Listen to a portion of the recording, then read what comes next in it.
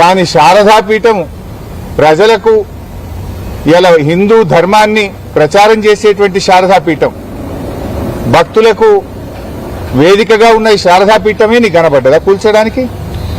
Water works కట్టడానికి నీ అల్లుడికి ఇచ్చిన క్రషర్ భూమి పనికిరాదా? నీ అల్లుడి అనుయాయులకు 17 ఎకరాల భూమి ఇస్తావు, క్రషర్లు పెడతావు. ఈ పక్కన బిల్డర్లందరూ నా అల్లుని దగ్గరనే కంకర కొనాలంటావు, నా అల్లుడి దగ్గర కొంటేనే మీకు అనుమతులు ఇస్తా అంటావు. అల్లుడికి ఇవ్వడానికి 17 ఎకరాలు దొరికింది, కానీ శారదాపీఠం 2 ఎకరాలు మాత్రం కూల్చడమేనా నీ పని? ఆడియచ్చు కదా 17 ఎకరాలు, ఈ 2 ఎకరాలు ఎవరొద్దంటున్నారు? శారదాపీఠం 2 ఎకరాలే లాక్కోవాలనా? పీఠాన్ని కూల్చాలి, దేవాలయం కూల్చడమేనా నీ ధర్మం? ఇది ఎక్కడి పద్ధతి అని నేను ఈరోజు అడుగుతా ఉన్నా. హిందూ దేవాలయాలను మనం ఆ రకంగా కూల్చడం మంచిది కాదు. ఇవాళ బాధ ఏంటంటే రాత్రి నిన్న 11 గంటలకు పోలీసులు వచ్చారు ఇక్కడికి.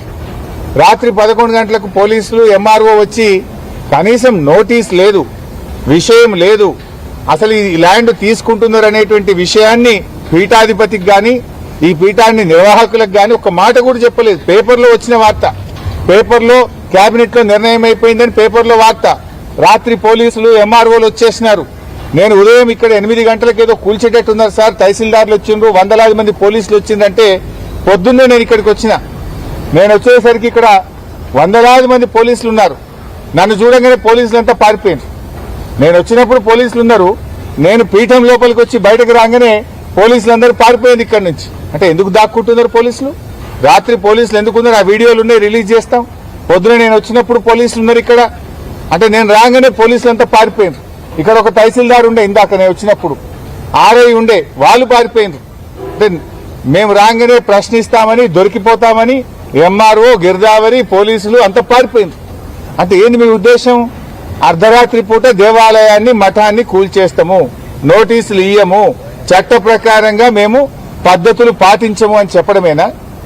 నేను బాధతో అడుగుతున్నా, మంత్రి గారు శ్రీధర్ బాబు గారు, మీకైనా ఆ రేవంత్ రెడ్డి కంటే లేకపోవచ్చు, దేవుడు అంటే విశ్వాసం ఉందో లేదో నాకు తెలియదు. మరి శ్రీధర్ బాబు గారు మీరైనా ముఖ్యమంత్రి మీద ఒత్తిడి తేవాలి కదా. మీరు ఆ కేబినెట్ లో మంత్రిగా ఉండి ఏ రకంగా ఈ మఠాన్ని కూల్చడానికి మీరు ఒప్పుకున్నారు, ఈ దేవాలయాన్ని కూర్చడానికి మీరు ఎలా ఒప్పుకున్నారు అని నేను అడుగుతా ఉన్నా. ఇప్పటికైనా దయచేసి శ్రీధర్ బాబు గారు చొరవ చూపాలి, ఈ మఠాన్ని, దేవాలయాన్ని కూల్చకుండా కాపాడండి. పక్కనే రేవంత్ రెడ్డి అల్లుడు రమేష్ రెడ్డి ఆయన అనుయాయులకు ఇచ్చిన 17 ఎకరాల భూమి ఉన్నది.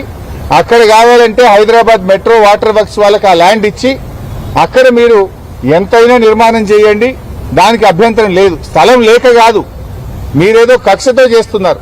కేసీఆర్ గారు ఈ మఠానికి ల్యాండ్ ఇచ్చారు, కేసీఆర్ గారి హయాంలో ఈ దేవాలయం నిర్మించబడ్డది, కేసీఆర్ గారి ఆనవాళ్లు లేకుండా చేస్తా అని చెప్పి మఠాన్ని, దేవాలయాన్ని కూడా కూల్చేటువంటి కుట్రలకు పాల్పడతా ఉన్నావు. ఇలా కేసీఆర్ ఆనవాళ్ళైన రైతు బంధు బంద్ చేసినావు, కేసీఆర్ కిట్టు బంద్ చేసినావు, ఫీజు రియంబర్స్మెంట్ బంద్ చేసినావు, చివరికి ఆ గుడిని, మఠాన్ని కూడా వదిలేవా నువ్వు? ఇదేమి సాంప్రదాయం అని అడుగుతా ఉన్నా.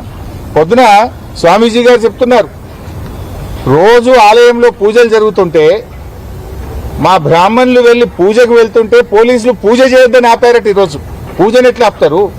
పూజ ఈరోజు జరుగుతుందా? సంవత్సరాల నుంచి ఆలయంలో పూజలు జరుగుతా ఉన్నాయి. ఈ రోజు ఉదయం పోలీసులు అడ్డుకొని మీరు పూజ చేయడానికి వీల్లేదు, దేవాలయంలో పూజ చేయడానికి వీల్లేదని చెప్పే హక్కు